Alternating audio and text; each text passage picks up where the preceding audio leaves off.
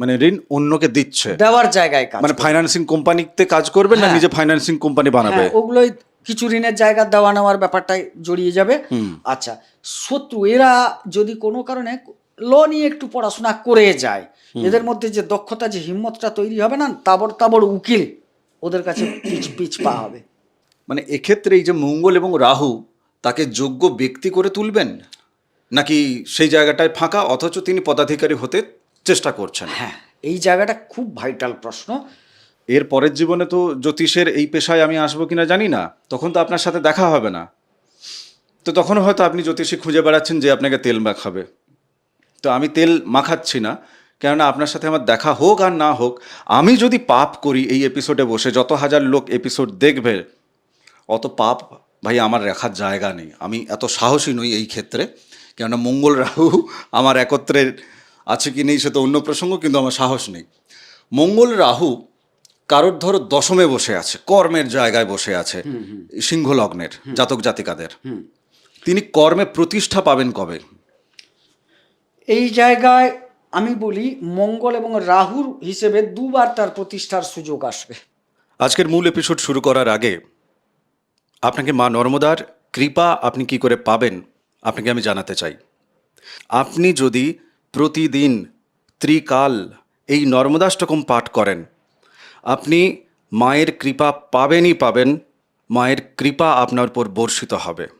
Free of cost নর্মদাষ্টকম পাওয়ার জন্য হোয়াটসঅ্যাপে আপনি আমাকে লিখুন আপনার নাম এবং ঠিকানা দিয়ে, যে পিডিএফ বই চাই, আমি আপনাকে পাঠিয়ে দেবো সঙ্গে সঙ্গে।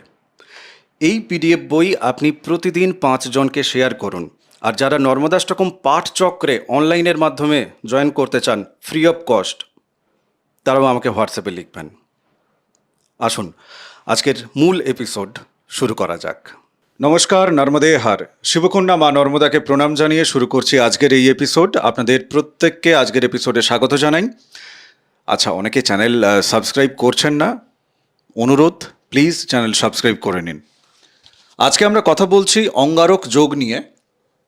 অঙ্গারক যোগ গোবিন্দদা ঠিক কিভাবে তৈরি হচ্ছে সেই জায়গাটা আগে একটু ক্লিয়ার করে নেই, তারপর বাকি আলোচনার দিকে যাওয়া যাবে।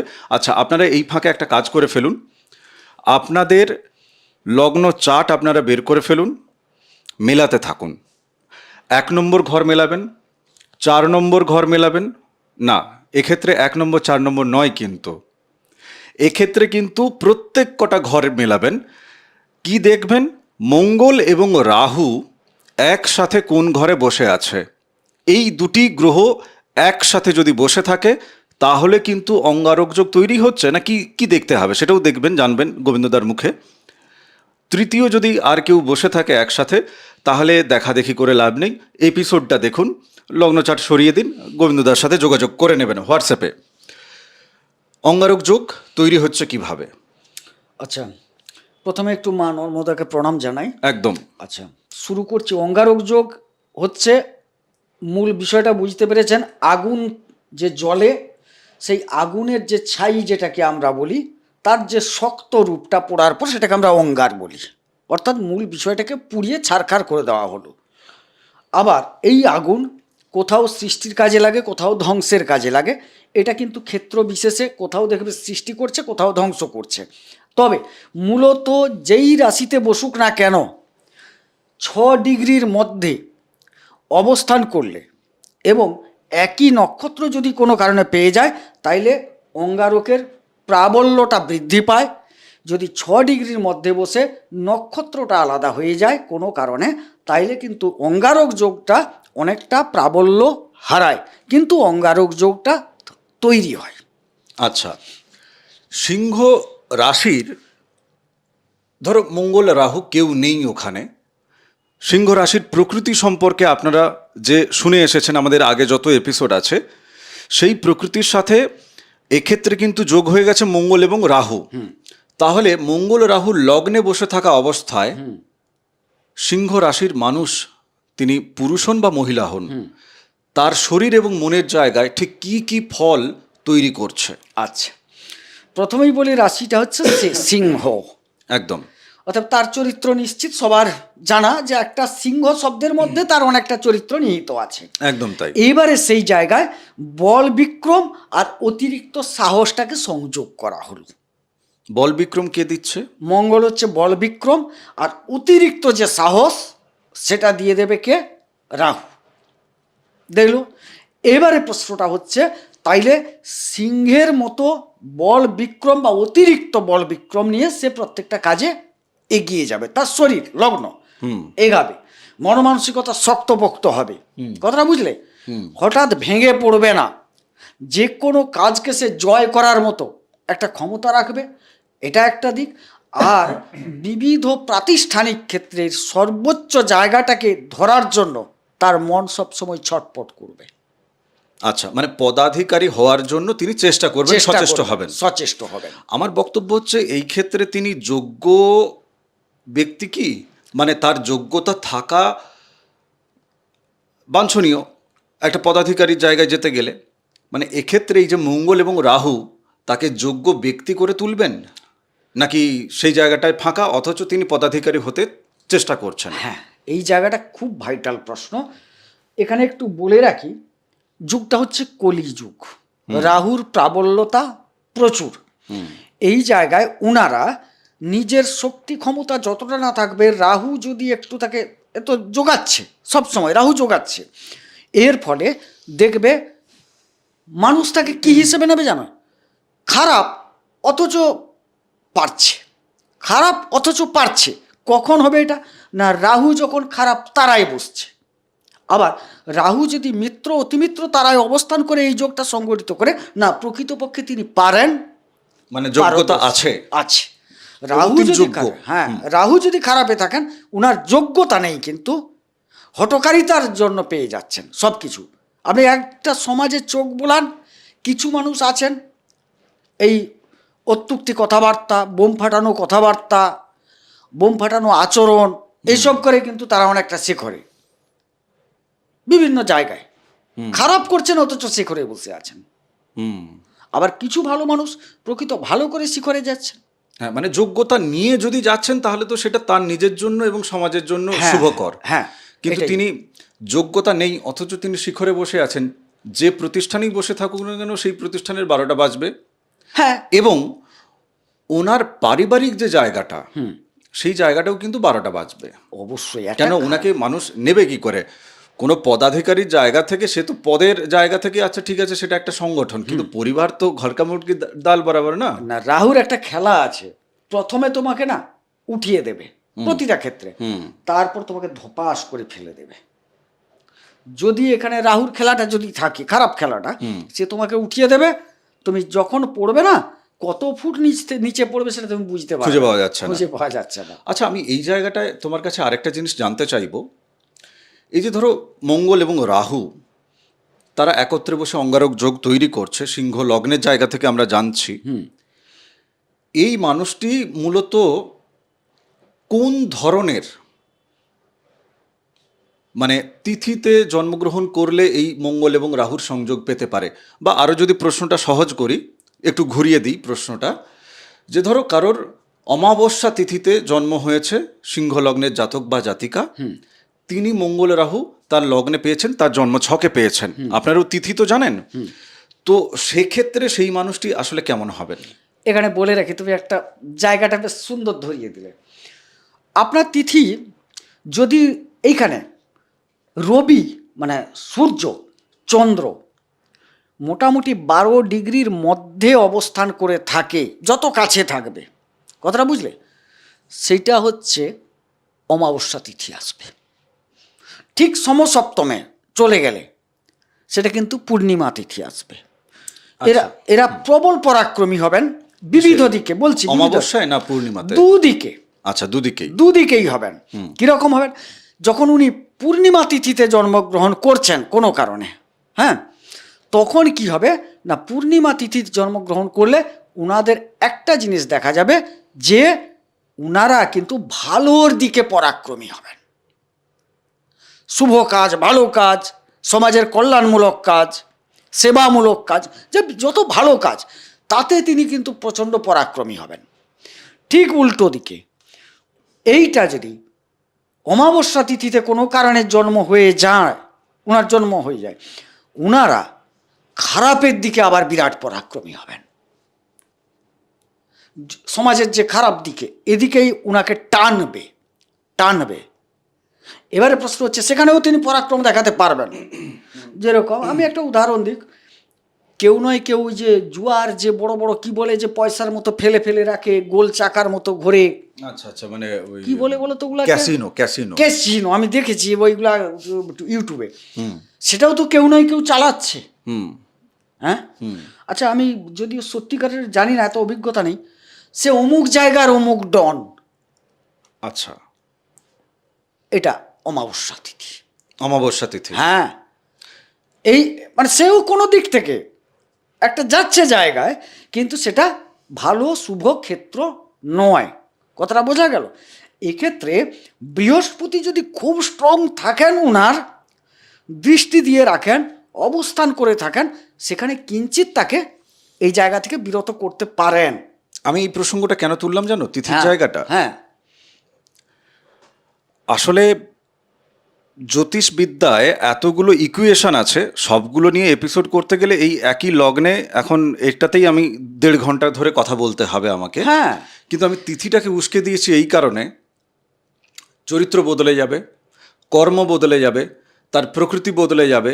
এবং এখন ধরো কোনো পিতা মাতা তিনি দেখছেন, বা এখন যারা দেখছেন তাদের বিয়ে হয়নি, বা সদ্য বিয়ে হয়েছে, পিতামাতা হবেন, তাদের যদি কোনো সন্তান থেকে থাকেন যার সিংহ লগ্ন এবং যার লগ্নে মঙ্গল রাহু বসে আছে, তার সন্তান হয়তো দেখা যাবে যে অমাবস্যাতে জন্ম হয়েছে, তাহলে সেই পিতামাতা তিনি আসলে এই বিড়ম্বনা থেকে যাতে মুক্তি পেতে পারেন সমাধানের পথে গিয়ে, আমি সেটার জন্য এই প্রসঙ্গটা তুলেছি।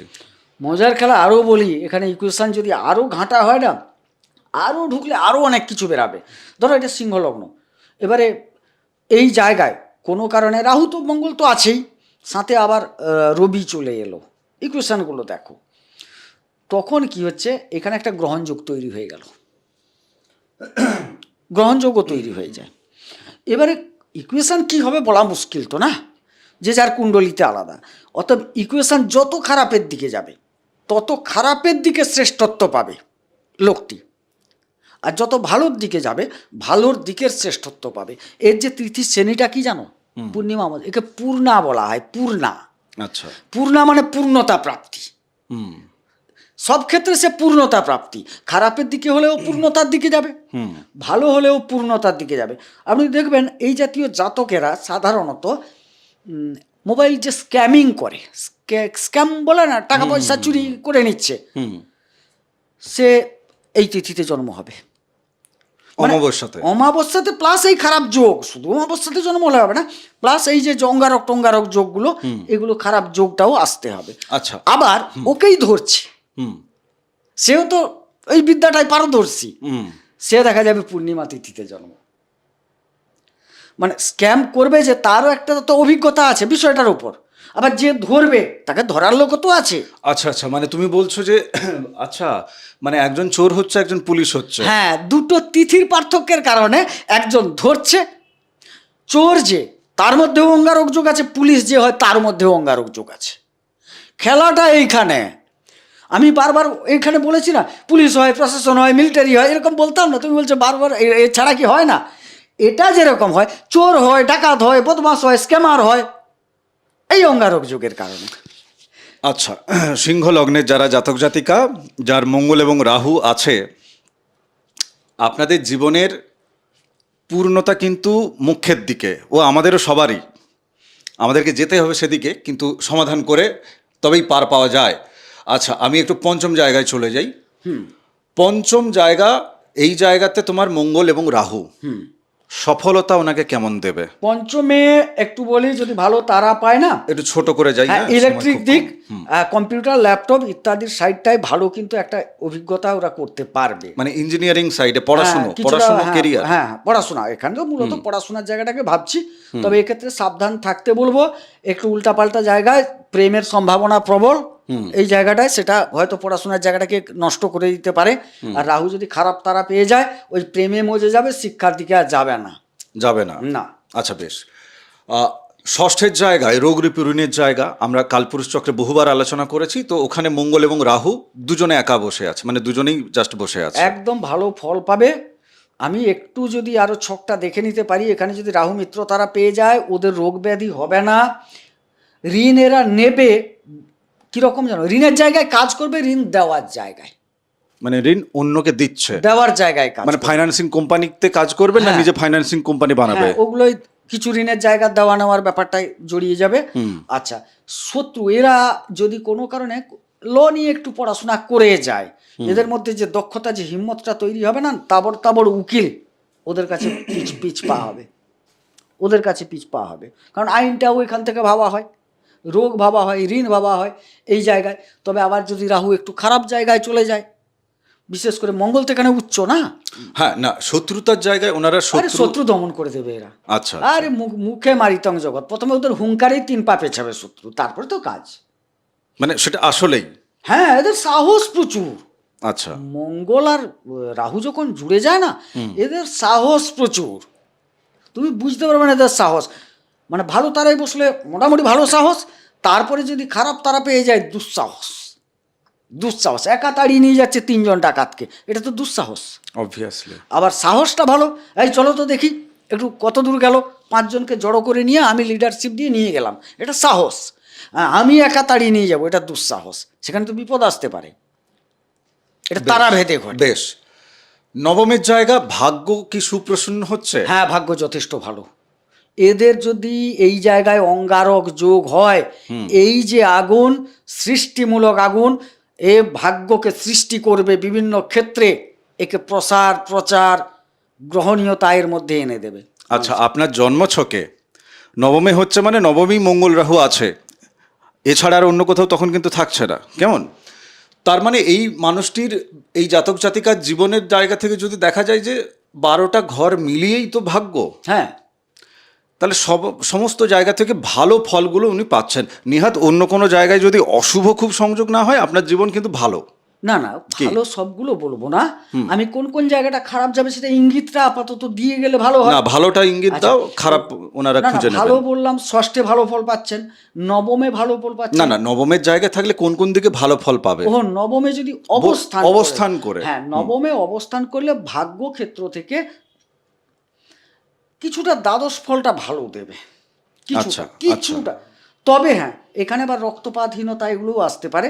তো আরও বলি, এইখানটায় নবমে যদি বসে, মূলত চতুর্থে ভালো ফলটাই দেবে।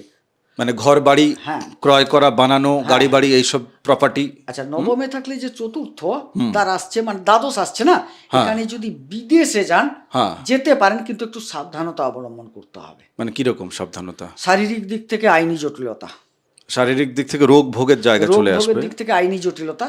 হ্যাঁ, আচ্ছা, হসপিটাল, এই জায়গায় সমস্যায় পড়বে।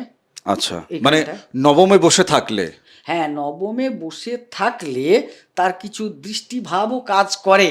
কথাটা বুঝো, আমি অঙ্গারকের তো একটা অবস্থান ধরে বলছি, কিন্তু কারুর দৃষ্টি তো আমি উড়িয়ে দিতে পারবো না, সে তো বসতে বসতে দেবে। তার জন্য কিঞ্চিত ফলের কথা বলছি, কিন্তু নবমে বসলে ভালো ফল দেবে ভাই। আচ্ছা বেশ।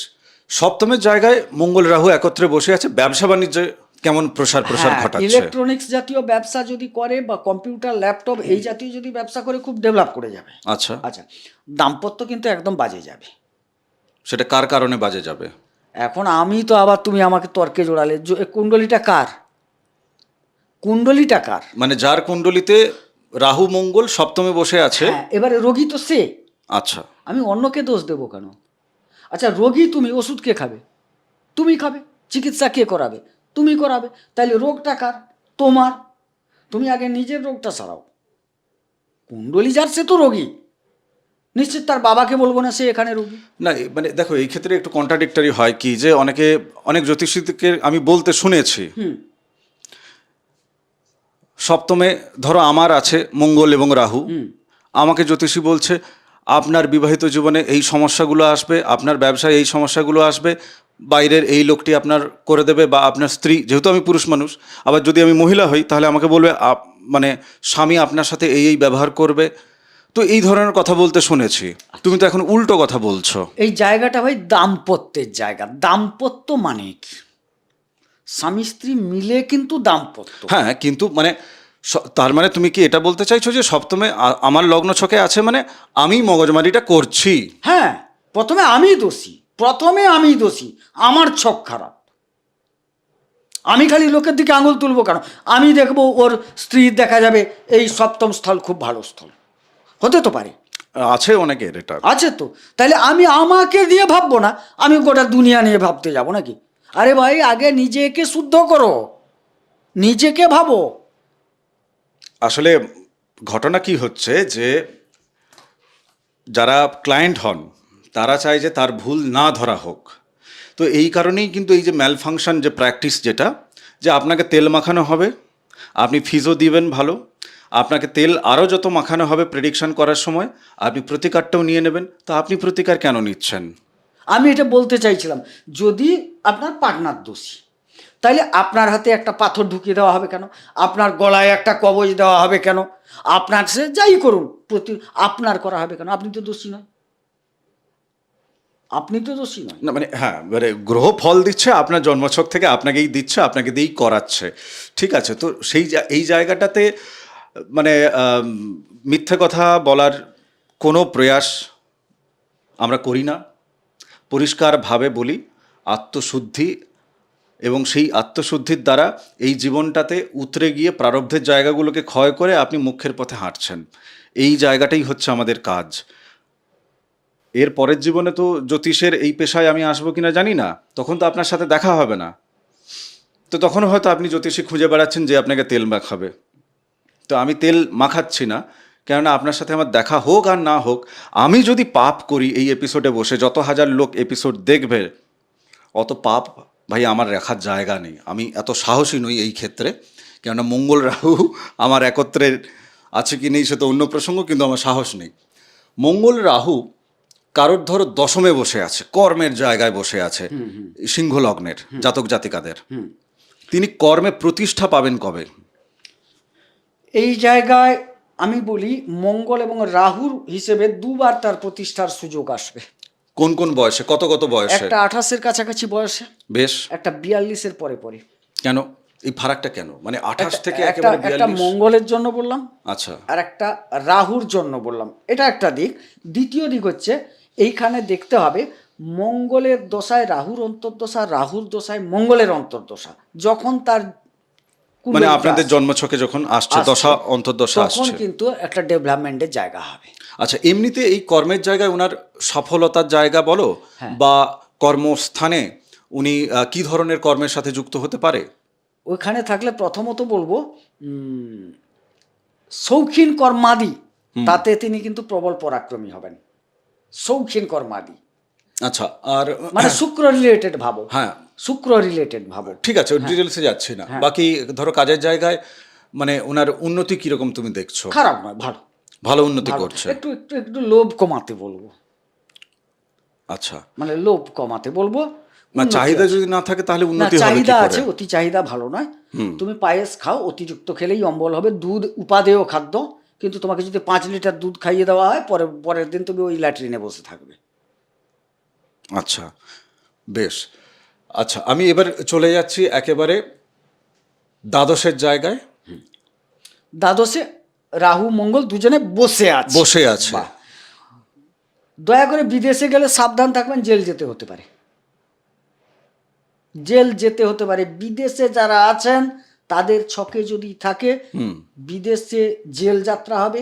এই ছক যদি থাকে বিদেশ টানবে, দূরবর্তী জায়গা টানবে, টেনে ঝামেলায় ফেলিয়ে জেলে পাঠিয়ে দেবে, হাসপাতালে নিয়ে যাবে, এখানে কিছু অহেতুক ব্যয় করিয়ে দেবে, আবার বিদেশ থেকে কিছু আয়ও করাবে, তবে ব্যয়ও করিয়ে দেবে।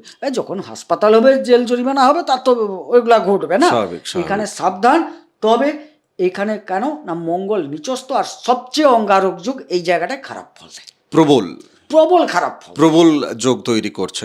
আচ্ছা, তুমি দ্বিতীয় জায়গাটা বলো তো, যাদের দ্বিতীয় ধরো মঙ্গল এবং রাহু আছে সিংহলগ্নের জাতক জাতিকা, সঞ্চয় টঞ্চয় কেমন হবে? শ্বশুর বাড়ির জায়গাটা কেমন হবে? না, ভালো আসছে না, ভালো আসছে না। এখানে মঙ্গল নিজে সাবলীল বোধ করেন না। আচ্ছা।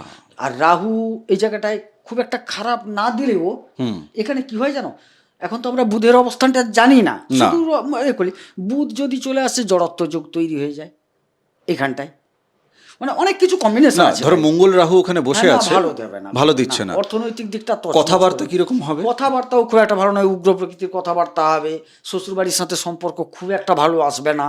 আচ্ছা। আচ্ছা, আবার দেখবেন খাবার ক্ষেত্রে ওরা বড় খুঁতখুঁতে, যাই দাও না কেন ভালো হয়নি, আরো ভালো হওয়া মানে উচিত একটা ছিল। অসন্তুষ্টি কাজ হ্যাঁ, করছে আর কি, হ্যাঁ, ওই তীব্র জায়গায় একটা অসন্তুষ্টি কাজ তীব্র করছে। অসন্তুষ্টি। আর আরেকটা জিনিস এখানে দেখা যায় কিছু কিছু ক্ষেত্রে, যে চর্ম জাতীয় রোগ, রোগ কিছুটা, চর্মরোগ। চর্মরোগের সম্ভাবনা অল্প অল্প, আচ্ছা, অল্প জায়গা হ্যাঁ, আছে। সম্ভাবনা আছে। যাই হোক, আজকের এই এপিসোডে আমি এখানেই বিরাম দিচ্ছি। তপভূমি নর্মদা, মা নর্মদার মাহাত্ম্য কথা অডিও সিরিজ 365 এপিসোড আলাদা করে প্লে লিস্ট বানিয়ে আপনার জন্য রাখা আছে, আপনি শুনুন। আগামী এপিসোডে আমাদের দেখা সাক্ষাৎ তো হচ্ছেই নিশ্চয়ই। খারাপ লাগলো নাকি আজকের এপিসোড? সত্য কথা শুনে খারাপ লেগে লাভ নেই। কাউকে তো একজনকে দায়িত্ব নিতে হবে সত্য কথা বলার, তো ওই ঠেকাটা আমরা নিয়েছি।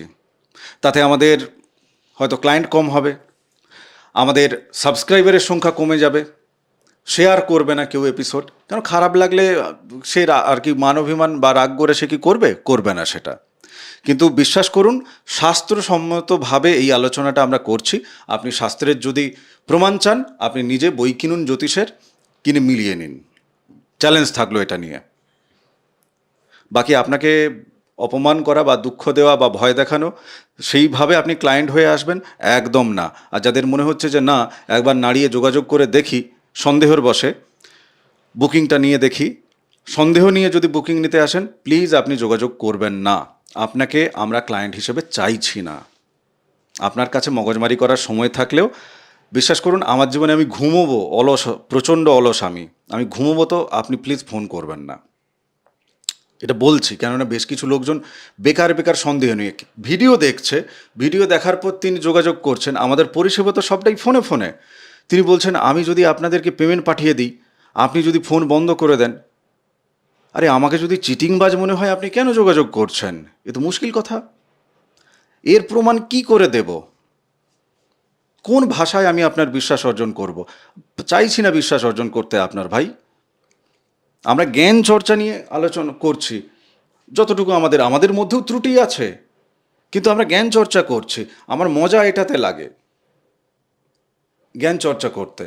অহেতুক সন্দেহ টন্দেহ ওসব নিজের কাছে রেখে দিন, ও একদম যোগাযোগ করবেন না। বাকি যাদের সত্যি সত্যি মনে হচ্ছে সিরিয়াসলি যোগাযোগ করা দরকার আছে, হোয়াটসঅ্যাপে নাম্বার আছে, হোয়াটসঅ্যাপ করুন।